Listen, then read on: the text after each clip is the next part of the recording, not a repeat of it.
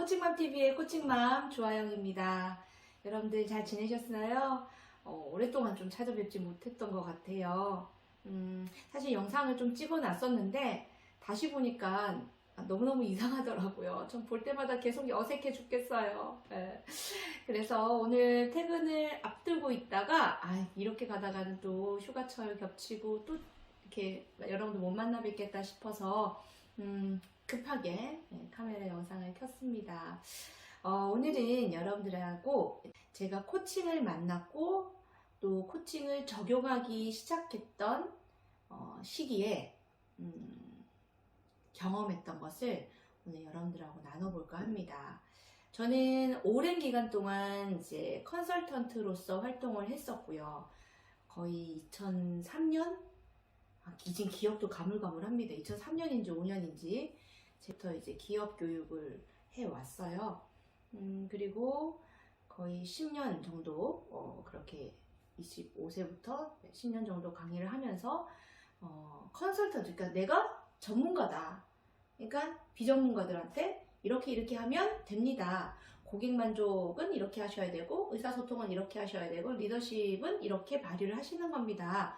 라고 알려줬던 사람이라고 보면 돼요. 근데 코칭을 제 나이 30대 중반쯤에 만나게 됐었죠. 그때 전 너무 충격이었어요. 그 충격으로 인해서 강의를 하는 데 있어서도 굉장히 불안했어요. 이게 맞나? 이게 내가 생각하는 게 과연 정답일까? 내가 저 사람들에 대해서 얼마나 알고 있기에 이렇게 얘기를 해왔을까? 조금 부끄럽기도 하고 또 자신감도 떨어지기도 하고 그런 것들이 코칭의 약간 명현 반응이었던 것 같아요. 그래서 일단 그런 생각과 경험, 그런 생각들이 이제 많이 저를 지배하고 있을 때 삶에서 일단 코칭을 한번 적용을 해보자. 직원들과의 소통에서도 코칭적 대화를 나눠보자. 그런 마음을 가지기 시작했죠. 근데 그들과의 관계를 보면 저는 굉장히 쿨하다고 생각하고 굉장히 저는 친근하게 다가간다고 생각하지만 또 편안하게 생각하지 않았던 것 같아요. 지나가와서 생각을 해보면. 어떻게 그런 코칭적으로 접근을 했고 코칭 대화를 했냐. 업무 중에서 이제 살펴보면 일을 하다 보면 여러 가지 문제 상황들이 발생을 하잖아요. 그 문제 상황이 발생을 하면 직원들은 저에게 다가와서 이렇게 얘기를 하겠죠. 원장님, 문제가 있습니다. 그럼 저는 이미 문제가 있습니다라는 그 이야기에 이미 저는 또 무슨 문제를 가지고 온 거지? 이런 생각이 들 거잖아요. 그래서 또 뭔데요? 하고 뭔데? 이렇게 얘기를 하겠죠. 그러면 이제 직원은 한껏 소위 쫄아서 사실은 어쩌고 저쩌고 해서 일이 이렇게 발생을 했습니다. 전 좀 불같은 성격이 있어서 그 순간 듣는 순간 저는 이렇게 했어요? 저렇게 했어요? 제가 이렇게 하라 그랬죠? 저렇게 하라 그랬죠? 왜 그렇게 하라 했는데 안 했어요? 그러니까 이런 일이 발생하는 거 아니에요?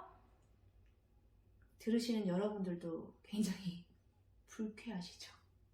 지나오면서 생각하면 저도 조금 미안하네요. 그들에게. 그래서 결국은 저는 얼른 가서 이렇게 하시고 저렇게 하시고 빨리 이런 식으로 처리하세요. 그럼 직원들은 네 라고 얘기를 하고 그렇게 제가 지시한 대로 일을 처리합니다. 자, 냉정하게 얘기했을 때 저는 일을 어떻게 처리하라고 가르쳐 줬어요. 티칭을 했죠. 그런데 직원들이 얼마 안 있다가 항상 퇴사를 한다는 거예요. 왜 퇴사를 하는데 다른 데 비해서 급여가 작니? 복리후생이 부족하니? 뭐가 이유야? 라고 물어보면 많은 직원들이 이렇게 대답했어요. 배우는 게 없는 것 같아요. 띠로리 배우는 게 없다. 너무 이해할 수가 없었던 거예요. 그때는. 내가 어떻게 일을 하는지 다 가르쳐줬고 강의를 어떻게 하는지 다 알려줬고 문제 해결을 어떻게 하는지 다 알려줬고 다 가르쳐줬는데 내 안에 있는 모든 것들을 알려줬는데 배우는 게 없다라는 거예요. 네.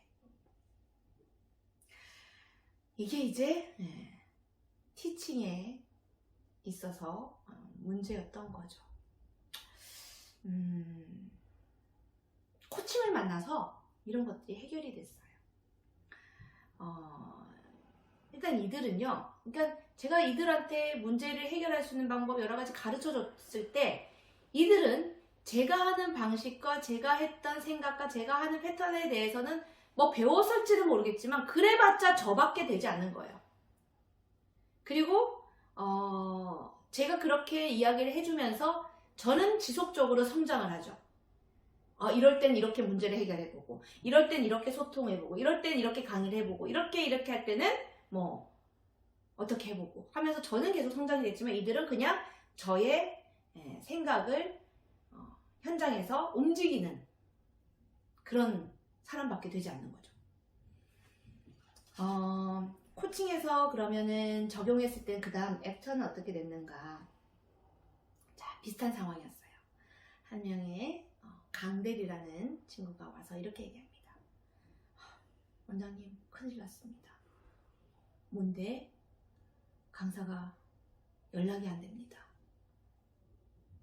순간 저는 이제 띠로리, 속으로는 띠로리가 됐지만 이제 그 상황을 설명하면, 이틀 후에, 그날은 금요일 저녁이었고요. 이틀 후 화요일날, 3일 후네요. 화요일날 강의를 해야 되는 일정인데, 그 강사가 해야 되는 강사 일정이 있는데, 강사가 연락이 안 되고 문자가 왔는데 그 강의를 할 수가 없다 라는 문자를 받고 연락이 그 다음에 두절이 된 거예요.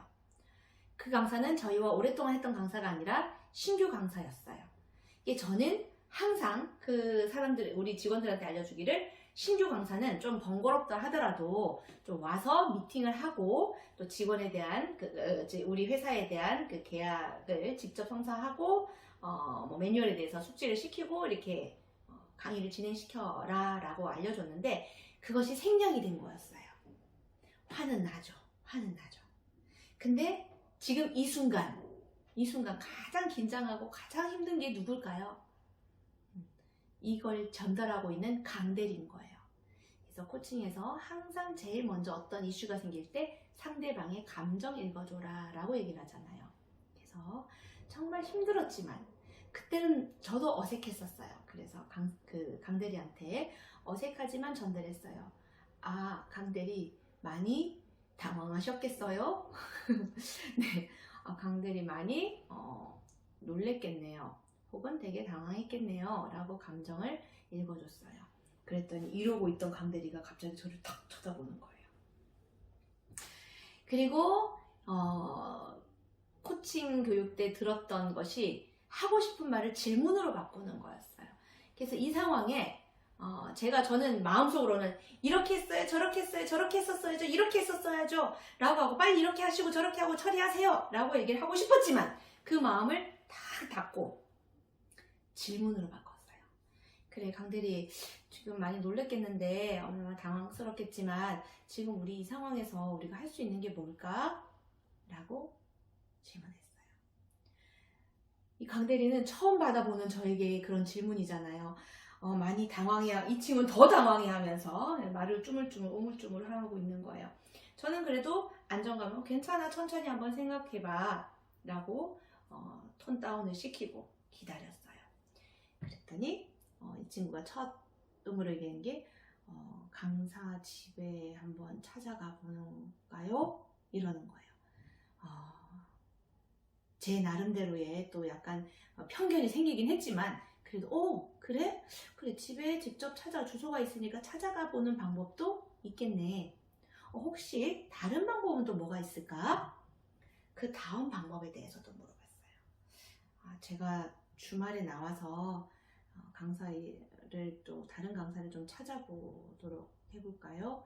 라고 얘기를 하는 거예요. 그래, 강대리도 주말에 좀 쉬어야 될 텐데 그런 에너지를 써주려고 한다는 거 보니까 참 고맙다. 그래, 그 방법이 있고 또 다른 방법은 또 뭐가 있을까? 3번 정도는 물어봤어요.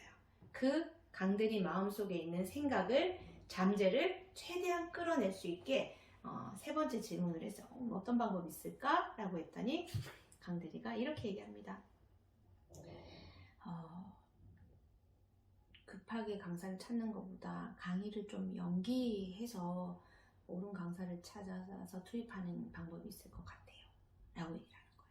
본인도 속으로 이제 얘기를 하면서도 이거가 좀 먹혔으면 좋겠다라는 느낌을 받았어. 그래? 세 가지 의견을 내는데 강대리가 생각했을 때 가장 합리적인, 지금 상황에서 가장 이상적이고 합리적인 방법은 뭘까? 어떤 걸 하는 게 좋겠어? 라고 했을 때 자기는 세 번째 방법일 것 같다라고 얘기를 하는 거예요. 그래서 저는 또 질문을 던졌어요.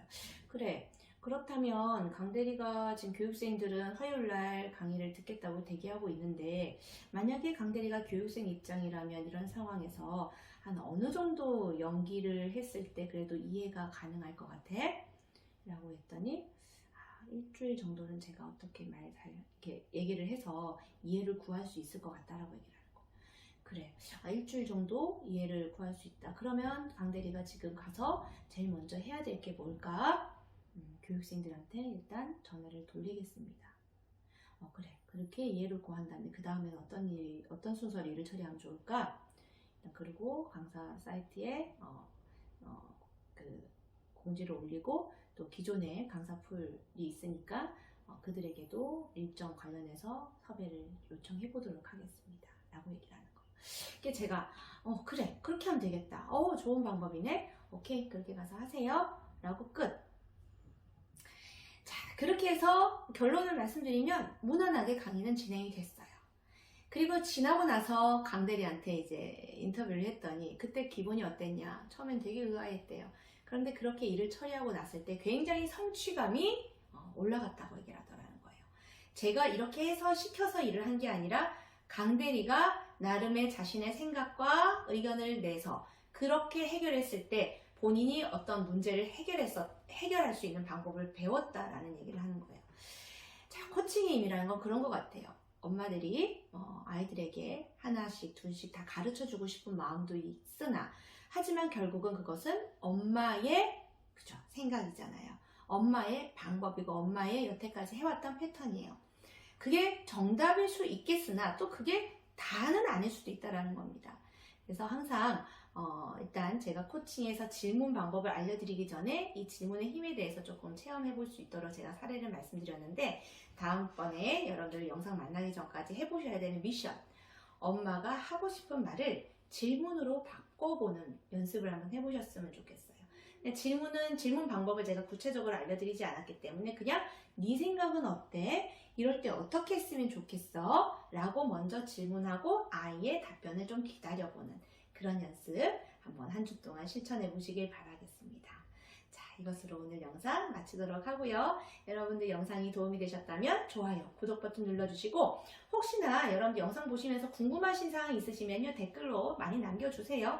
그리고 궁금한 것 또는 여러분들 좋았으면 좋았다라고 또 피드백 주시면 또 혹은 알고 싶은 질문들 올려준 영상으로도 또 제가 만들 수 있으니까 그렇게 참여 부탁드립니다. 감사드리고요. 지금까지 코칭맘TV의 코칭맘 주아영이었습니다. 여러분들 더운 여름에 건강 조심하세요.